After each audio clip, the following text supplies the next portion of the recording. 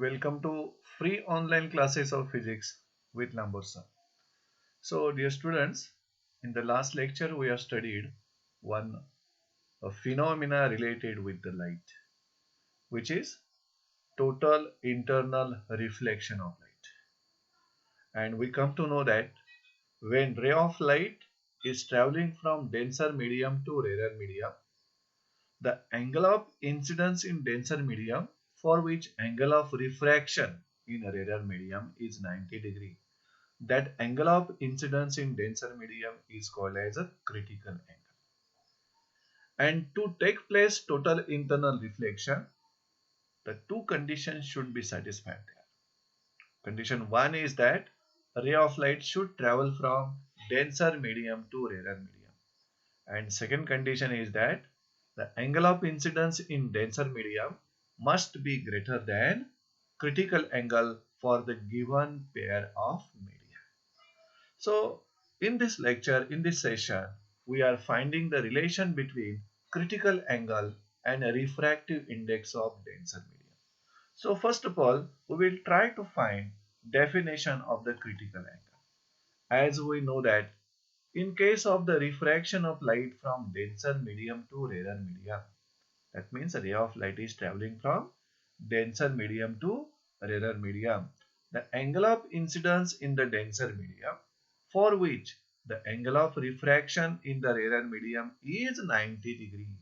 That angle of incidence is called as critical angle for a given pair of media. So let us find the expression which is giving the relation between critical angle and refractive index of denser medium. So for that purpose, we will consider a ray of light traveling from denser medium to rarer medium as shown in this diagram. So this diagram, denser medium, you can say it is a glass slab, and a rarer medium may be air or water. And the boundary separating these two media is the plane surface of that glass slab. So these are the two medium, rarer medium and denser medium. And in this diagram, a ray of light is traveling from denser medium to rarer medium. And you can see here, OA is the incident ray in denser medium and AB is the refracted ray in the rarer medium. You can say boundary between the two media. The incident ray makes angle with the normal which is equal to critical angle. That time angle of refraction in the rarer medium we are getting it 90 degree. So if the angle of incidence in denser medium is equal to critical angle, then angle of refraction in rarer medium we are getting it equal to 90 degree.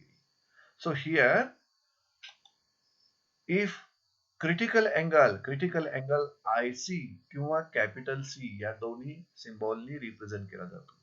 Angle of incidence हा critical angle एवढा असतो, त्यावेळेला angle of refraction हा 90 degree असतो. मग याचा use करून आपण रिफ्रॅक्टिव्ह इंडेक्स रेअरर मीडियमची with respect to denser medium काढू शकतो using Snell's law of refraction. Hence, refractive index of rarer medium with respect to denser medium is given by this formula. So this is the symbol to represent ray of light is traveling from denser medium to rarer medium, and it is read like this: refractive index of rarer medium with respect to denser medium according to Snell's law, sin I upon sin R. But this angle of incidence is equal to critical angle. That time angle of refraction we are getting sin 90 degree, and sin 90 is equal to 1. So we are getting the equation 1 as it is: refractive index of rarer medium with respect to denser medium equal to sin of critical angle. Now we will follow the principle of reversibility of light. According to reversibility principle, we know this relation. What it says, the multiplication of these two relative refractive index equal to 1. That means refractive index of rarer medium with respect to denser multiplied by refractive index of denser with respect to rarer equal to 1. Hence, we can write refractive index of rarer with respect to denser is equal to reciprocal of refractive index of denser with respect to rarer. मग याचा use करून equation 1 मध्ये आपण change करू शकता. So reciprocal of refractive index of denser with respect to rarer equal to sine of critical angle. आणि जर तुम्हाला sine of critical angle equal to लिहायचं असेल तर साइन सी किंवा sine i C is equal to 1 upon refractive index of denser medium with respect to rarer medium. So this is the relation between sine of critical angle is equal to reciprocal of refractive index of denser medium with respect to rarer medium. आता जर तुम्हाला critical अँगलच पाहिजे असेल तर C equal to किंवा i C equal to sine inverse या पद्धतीने हे इक्वेशन लिहिता येईल. Therefore critical angle IC or C equal to sine inverse of reciprocal of refractive index of denser medium with respect to rarer medium. So this was the required relation between critical angle and refractive index of denser medium. Now we will learn few things regarding the critical angle in terms of velocity and wavelength. See here, critical angle in terms of velocity and wavelength. We know that the refractive index of one medium with respect to another medium we can express in terms of a ratio of velocities or wavelength of light in the two media when there is a limitation to the Snell's law. आणि Snell's लॉला limitation हे normal इन्सिडन्सला आहे. त्यावेळी refractive index आपण express करू शकतो दोन media मधील व्हेलॉसिटीच्या रेशोच्या माध्यमातून किंवा वेव्हलेंथच्या रेशोच्या माध्यमातून. इथं क्रिटिकल अँगलच्या फॉर्म मध्ये त्या व्हेलॉसिटी आणि वेव्हलेंथ कशा लिहिल्या जातील पहा. So sine of critical angle is equal to reciprocal of refractive index of denser with respect to rarer. For example आपण इथं डेन्सर म्हणजे वॉटर घेऊया मीडियम आणि रेरर म्हणजे एअर मीडियम घेऊया आणि हे reciprocal of refractive index of water with respect to air हे आपण रिव्हर्सिबिलिटी प्रिन्सिपल इथं जो लिहिला आहे या प्रिन्सिपलने कसं लिहू शकता is equal to refractive index of air with respect to water. त्यावेळी तो रेशो व्हेलॉसिटी मध्ये लिहिला जाईल velocity of light in water divided by velocity of light in air किंवा तोच रेशो वेव्हलेंथ मध्ये लिहिला जाईल wavelength of light in water upon wavelength of light in air. So this is how sine of critical angle equal to the ratio of velocity or ratio of wavelength of light in the two media. So this was the first formula that you have to remember. Now we will find critical angle for pair of media. See here. For commonly used glass air pair म्हणजे आपल्याकडं दोन मीडियाची pair जर glass आणि air असेल glass denser air rarer तर त्या commonly used glass साठी refractive index ही 1.5 असते. आणि जर तुम्ही ही रिफ्रॅक्टिव्ह इंडेक्स इक्वेशन 2 मध्ये इथं लक्ष द्या जर तुम्ही रिफ्रॅक्टिव्ह इंडेक्स इक्वेशन 2 मध्ये इथं लिहिली 1.5 म्हणजे 1/1.5 याचा जर रेसिप्रोकल घेतला तर त्या रेसिप्रोकलचा तुम्हाला पुन्हा साइन इनव्हर्स काढावा लागेल आणि तो किती मिळतो पहा. For commonly used glass refractive index 1.5 आहे. त्यावेळी इक्वेशन 2 चा यूज करून तुम्ही क्रिटिकल अँगल काढू शकता ग्लास एअर पेअर साठी आणि तो critical angle nearly equal to 42 degree मिळू शकतो. So this is the critical angle for commonly used glass and air pair.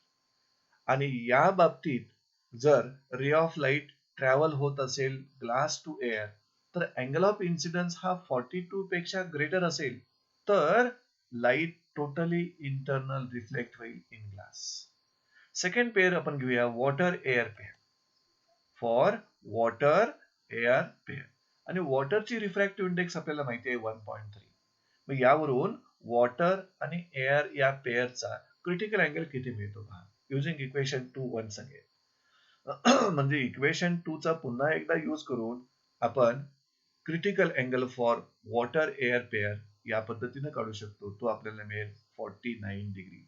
That means when ray of light is travelling from water to air if the angle of incidence is greater than म्हणजे water मधला angle of incidence जर 49 डिग्रीपेक्षा greater असेल तरच त्या ray of लाईटचं total internal reflection होऊन तो रे पुन्हा एकदा वॉटर सरफेस मध्येच परत येईल. So this is how we can find the expression or relation between critical angle and refractive index of denser medium. Because critical angle is the angle of incidence in denser medium. And we are getting the relation between critical angle and refractive index of denser medium. Okay, in this way we come to know the relation. Now let us turn towards the spherical surfaces and lenses. Refraction produced due to spherical surfaces and lenses. Up to this we have studied the refraction of light produced by the plane surfaces. या plain surface मध्ये water surface असेल, glass स्लॅबचा surface असेल, अशा surfaces पासून होणारं लाईटचं refraction आतापर्यंत आपण शिकलो. पण इथून आता यानंतरचा जो पार्ट आहे स्लॅबचा त्यामध्ये तुम्ही रिफ्रॅक्शन ही फिनॉमिना स्पेरिकल सरफेसमुळं त्याचबरोबर लेन्सेसमुळं जी प्रोड्यूस होणार आहे ती शिकणार आहात. आणि आपल्याला एक माहिती आहे point, in case of refraction at plane surface we have seen one formula, which is that formula refractive index of water किंवा refractive index of glass is equal to the ratio of real depth upon apparent depth. आपल्याला सर्वांनाच माहिती आहे, when seen from outside the bottom of pool of water appears to be raised. म्हणजे तुम्ही एखाद्या swimming टँकच्या बाहेर उभा असाल तर स्विमिंग टँकचा जो बॉटम आहे तो आपल्याला थोडासा रेज झालेला दिसेल. म्हणजे त्या बॉटमची अपॅरंट डेप्थ आणि त्या बॉटमची रिअल डेप्थ ह्यांच्यामधला रिलेशन वरून आपण त्या वॉटरची जी टँक आहे त्यातील वॉटरची रिफ्रॅक्टिव्ह इंडेक्स काढू शकतो. त्याच पद्धतीनं लास्ट लेक्चरला आपण ग्लास स्लॅब घेतला होता, त्यावेळी ग्लास स्लॅबची देखील रिफ्रॅक्टिव्ह इंडेक्स काढली होती. पण त्यावेळी रिफ्रॅक्शन होणारा सरफेस, ज्या सरफेसमुळे रिफ्रॅक्शन झालं होतं तो सरफेस हा प्लेन सरफेस होता आणि त्या प्लेन सरफेस साठी हा फॉर्म्युला ऍप्लिकेबल आहे. But in many cases such as liquid drops, आपल्याला लिक्विड ड्रॉप्स माहिती आहेत, स्पेरिकल असतात शेप मध्ये. लेन्सेसचे सरफेस देखील कर्व्ड असतात, स्पेरिकल असतात. Curved surfaces are present in that case. Liquid ड्रॉपच्या बाबतीत किंवा लेन्सेसच्या बाबतीत जे सरफेसेस असतात ते कर्व्ड असतात आणि या कर्व्ड सरफेसेस साठी हा जो फॉर्म्युला इथे लिहिला आहे मे नॉट बी ऍप्लिकेबल. त्यामुळं इथं स्पेरिकल सरफेसेस पासून त्याचबरोबर लेन्सेस पासून जे लाईटचं रिफ्रॅक्शन होत आहे ते स्टडी करण्यासाठी आपल्याला types of spherical surface, types of lenses आणि त्याचबरोबर स्पेरिकल सरफेसशी रिलेटेड काही बेसिक डेफिनेशन, लेन्सेसशी रिलेटेड काही बेसिक डेफिनेशन्स याची रिव्हिजन होणं गरजेचं आहे. First of all we will see the types of spherical surfaces. There are two types of spherical surfaces. First one is the convex spherical surface and second one is the concave spherical surface. आणि ह्या दोन्हीही सरफेसना represent करणारी diagram आपण इथं refer करूया. So this was the first diagram. This is the first diagram which is showing convex spherical surface and figure B shows concave spherical surface. दोन्हीही spherical surface साठी आपण डेफिनेशन या ठिकाणी 4 डेफिनेशन फाइंड आउट करणार आहोत. त्यातील पहिली डेफिनेशन म्हणजे सेंटर ऑफ कर्वेचर, दुसरी रेडियस ऑफ कर्वेचर, तिसरी पोल आणि चौथी डेफिनेशन म्हणजे प्रिन्सिपल ऍक्सिस. दोन्हीही स्पेरिकल सरफेस साठी या डेफिनेशन्स आपल्याला माहिती असणं गरजेचं आहे. तर हा जो स्पेरिकल सरफेस आहे मुलांनो, कॉन्व्हेक्स असेल किंवा कॉन्केव्ह असेल, दोन्हीही स्पेरिकल सरफेस हे एका स्पियरचेच पार्ट असते. त्यामुळं स्पियरचं सेंटर म्हणजे या स्पेरिकल सरफेसचं सेंटर ऑफ कर्वेचर, स्पियरची रेडियस म्हणजे या स्पेरिकल सरफेसची रेडियस ऑफ कर्वेचर. त्यानुसार आपण फर्स्ट डेफिनेशन बघूया, centre of curvature of the spherical surface. C the centre of sphere of which the spherical surface is a part.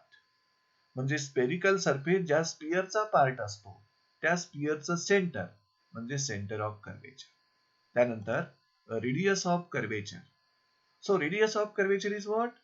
The radius of the sphere whose part is the spherical surface. See here, the radius of sphere of which the spherical surface is a part. म्हणजे हा जो spherical surface ज्या स्पियरचा part आहे त्या स्पियरची radius म्हणजे या spherical सरफेसची radius of curvature. Now the third definition, pole of the spherical surface. You can see here pole denote करण्यासाठी पी हे लेटर आपण यूज केलंय. इथं देखील पी हे लेटर यूज केलेलं आहे आणि हे ट्रान्सपरंट मीडियम आहे त्या स्पेरिकल सरफेसचं. हे देखील ट्रान्सपरंट मीडियम आहे त्या कॉन्व्हेक्स स्पेरिकल सरफेसचं आणि त्याच्या आउटसाइडचं मीडियम एअर आहे. इथं देखील आउटसाइडचं मीडियम एअर आहे. आणि इथं जर तुम्ही बघितलात कार्टेशियन साइन कन्व्हेन्शन नुसार कॉन्व्हेक्स सरफेसची रेडियस ऑफ कर्वेचर ही पॉझिटिव्ह घ्या, कारण it is measured in the direction of incident light. Optical centre पासून हे डिस्टन्स मेजर करायचं असतं. आणि कॉन्केव्ह सरफेसची रेडियस ऑफ कर्वेचर जी आहे ती इथं बघितलात तर ती तुम्हाला निगेटिव्ह मिळेल, because it is measured from the pole against the direction of incident line. Now the third definition, pole, this is nothing but the middle point of the spherical surface. आणि हा middle point हा principal axis वर असतो. So middle point of the spherical surface on the principal axis gives you pole of the spherical surface. And fourth definition, midpoint of the spherical surface is called as its pole आणि pole हा principal axis वर असतो. Fourth definition, principal axis. What is that principal axis? This is the line. This is the line joining center of curvature and pole of the spherical surface. So in this way, we just revise the types of spherical surface and basic definitions related with spherical surface. So let us turn towards lenses. So first of all, we will try to find what is a lens. We know that lens is a part or piece of transparent material की ज्या lens जवळ दोन surfaces असतात, दोन्हीही curved surfaces असतात किंवा एक curved surface असतो आणि दुसरा प्लेन सरफेस असतो. मग त्या पद्धतीनं लेन्सला या पद्धतीनं आपण डिफाइन करू शकतो. Lens is a piece of transparent material bounded either by two curved surfaces or one curved surface and one plane surface. Such piece of transparent material is called as a lens. लेन्सला या पद्धतीने आपण define करू शकतो. आणि हे जे curved surfaces आहेत लेन्सचे, ते curved surfaces may be spherical असतील किंवा मे बी सिलेंड्रिकल असतील. The curved surfaces of lenses can be spherical or cylindrical surfaces. आता इथं आपण स्पेरिकल लेन्सेसचे टाइप स्टडी करूया. टाइप्स ऑफ स्पेरिकल लेन्सेस म्हणजे ज्या लेन्सेसचे कर्व्ड सरफेस हे स्पेरिकल आहे त्यांचे मेन टू टाइप्स आहेत. फर्स्ट हा कॉन्व्हेक्स लेन्स किंवा converging lens. Second type concave lens और डायव्हर्जिंग लेन्स. आता या कॉन्व्हेक्स लेन्सचे पुन्हा 3 सब टाइप्स आहेत. See here types of convex lenses. First one is biconvex lens or double convex lens. Second type is the plano-convex lens and third type is the concavo-convex lens. आणि ह्या तिन्ही टाइप्सच्या diagram आपण या ठिकाणी refer करू शकता. बायकॉन्व्हेक्स लेन्सला दोन्हीही सरफेसेस हे स्पेरिकल आहेत, कर्व्ड आहेत. प्लेनो कॉन्व्हेक्स लेन्सच्या बाबतीत एक सरफेस प्लेन आहे आणि दुसरा कॉन्व्हेक्स आहे. आणि कॉन्केव्ह कॉन्व्हेक्स लेन्सच्या बाबतीत फर्स्ट सरफेस हा कॉन्केव्ह आहे आणि सेकंड सरफेस हा कॉन्व्हेक्स आहे. आता यातील ह्या तिन्ही लेन्सेसचं जे डिस्टिंग्विश फीचर आहे, ह्या तिन्ही लेन्सेसना डिस्टिंग्विश फीचर जे आहे ते म्हणजे यातील मिडल जो पार्ट आहे, मिडल पार्टची थिकनेस आणि एजिस जवळची थिकनेस तिन्ही लेन्सेसच्या बाबतीत जर कम्पेअर केला तर thickness of the middle part, middle region is greater than at its edges. Edges म्हणजे periphery. So distinguish feature of any type of convex lens, कोणत्याही प्रकारच्या कॉन्व्हेक्स लेन्सचं मूलभूत जे डिस्टिंग्विश फीचर आहे ते कोणतं आहे? That it is thicker in middle. Convex lens हे मिडलला थिक आहे. दॅन ऍट द एजेस म्हणजे पेरिफेरीला त्यांचा थिकनेस एकदम कमी आहे आणि मिडलला थिकनेस जास्त आहे. So this is about the first type of spherical lenses, convex or converging lenses. Now, the second type of spherical lenses is the concave lenses. आता या concave lenses चे पण पुन्हा 3 सब types आहेत. First one, biconcave or double concave lens. Second, plano-concave lens. Third, convexo concave lens. आणि या तिन्ही लेन्सेसच्या diagram आपण या पद्धतीने इथे रेफर करू शकतो. या डायग्राम मध्ये जो बायकॉन्केव्ह लेन्स आहे त्याचे दोन्हीही सरफेसेस कर्व्ड आहे, कॉन्केव्ह आहे. त्यानंतर प्लेनो कॉन्केव्ह लेन्सच्या बाबतीत एक सरफेस फर्स्ट सरफेस प्लेन आहे आणि दुसरा सरफेस कॉन्केव्ह आहे. आणि कॉन्व्हेक्सो कॉन्व्हेक्टिव्हच्या बाबतीत फर्स्ट सरफेस कॉन्व्हेक्स आहे आणि सेकंड सरफेस कॉन्केव्ह आहे. आता या कोणत्याही प्रकारच्या कॉन्केव्ह लेन्सची डिस्टिंग्विश फीचर कोणता आहे? पहा, थिकनेसचा विचार केला तर कॉन्केव्ह लेन्स ह्या एजिसला थिकर आहे, मोर थिकर आहे than at middle. So distinguishing feature of any type of concave lens is that it is thicker at edges than in middle. पण कॉन्व्हेक्स लेन्सच्या बाबतीत इथे लेफ्ट साइडला बघा आपल्या स्क्रीनवर, कॉन्व्हेक्स लेन्सच्या बाबतीत convex lenses are thicker at middle than its edges. So this is the types of spherical lenses and their subtypes with the diagram. आता पुन्हा एकदा या spherical lenses बाबतीत ज्या बेसिक डेफिनेशन्स आहेत ते आपल्याला माहिती करून घ्यायला पाहिजे. आता तुम्ही जर बघितलात की जे बायकॉन्व्हेक्स किंवा बायकॉन्केव्ह लेन्स आहेत फिगर ए मध्ये दाखवलेले, दोन्हीही लेन्सला दोन कर्व्ड सरफेस आहेत, स्पेरिकल सरफेसेस आहेत. याचा अर्थ दोन्हीही बाय कॉन्केव्ह किंवा बाय कॉन्व्हेक्स लेन्सच्या बाबतीत इथं त्याची सेंटर्स जे आहेत ती दोन सेंटर्स ऑफ कर्वेचर असणार, दोन रेडियस ऑफ कर्वेचर असणार. कारण दोन्हीही कर्व्ड सरफेस हे दोन स्पियरचे पार्ट असतात. त्यामुळं याच्याशी रिलेटेड स्पेरिकल लेन्सेसची रिलेटेड बेसिक डेफिनेशन्स आहेत त्या आपल्याला रिवाइज करणं गरजेचं आहे. So let us try to revise basic definitions related to spherical lenses. See here, first point, you can see in the diagram biconvex lens and biconcave lens. आणि दोन्हीही लेन्सच्या बाबतीत बघितलात तुम्ही तर दोन कॉन्व्हेक्स सरफेसेस याच्याकडे आहेत. म्हणजे याच्याकडे दोन सेंटर्स ऑफ कर्वेचर असणार. C1 हा फर्स्ट सरफेसचा आणि C2 हा सेकंड सरफेसचा. तसंच बाय कॉन्केव्ह लेन्सच्या बाबतीत दोन कॉन्केव्ह सरफेसेस आहेत. त्यामुळे याच्याकडे देखील दोन सेंटर्स ऑफ कर्वेचर आहेत. हा C1 या फर्स्ट सरफेसचा आणि C2 हा सेकंड सरफेसचा सेंटर ऑफ कर्वेचर. त्याचबरोबर रेडियस ऑफ कर्वेचर देखील दोन्हीही लेन्सेसला दोन आहे, R1 आणि R2. पण इथं रेडियस ऑफ कर्वेचर कॉन्व्हेक्स लेन्सच्या बाबतीत जर बघायचं घेतला तर फर्स्ट सरफेसची रेडियस ऑफ कर्वेचर पॉझिटिव्ह राहणार कार्टेशियन साइन कन्व्हेन्शन नुसार आणि सेकंड सरफेसची रेडियस ऑफ कर्वेचर निगेटिव्ह असणार. पण कॉन्केव्ह लेन्सच्या बाबतीत फर्स्ट सरफेसची रेडियस ऑफ कर्वेचर R1 ही तुम्हाला निगेटिव्ह घ्यावं लागेल आणि सेकंड सरफेसची रेडियस ऑफ कर्वेचर R2 ही पॉझिटिव्ह घ्यावी लागेल. तर याच्याशी related basic definitions we can learn here.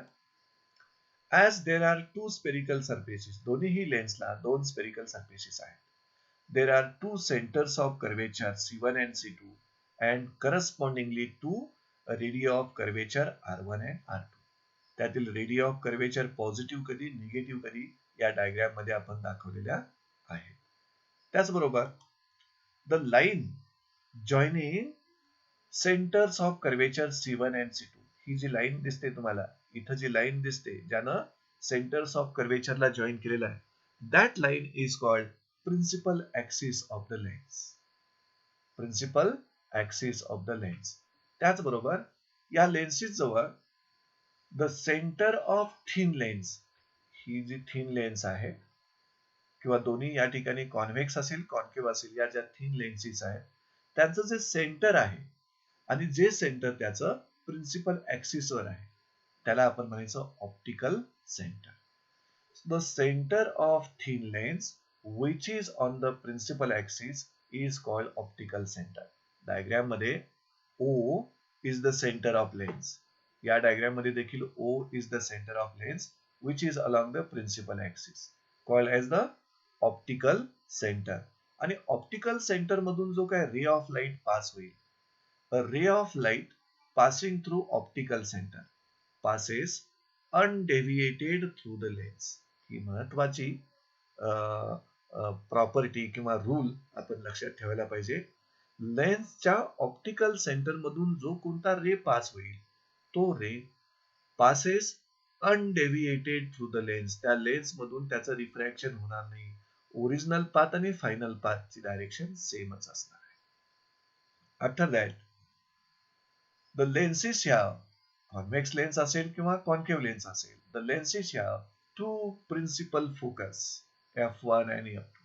दोन प्रिन्सिपल फोकस आहेत लेन्सेस जवळ आणि या प्रिन्सिपल फोकस वरून आपण सांगू शकता, दोन डेफिनेशन्स आपण या ठिकाणी डिफाइन करू शकता.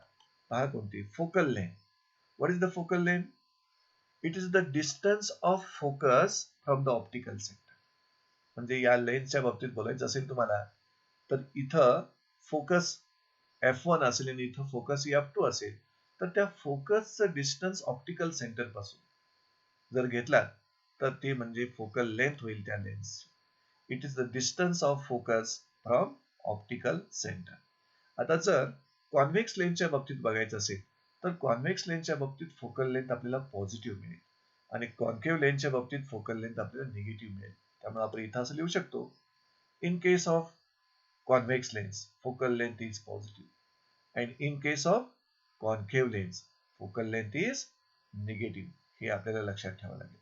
त्यानंतर aperture of lens. What is the aperture of lens? कशाला म्हणायचं लेन्सच्या अपेर्चरला? तर हा इफेक्टिव्ह डायमीटर असतो ऑफ लाईट ट्रान्समिटिंग एरिया.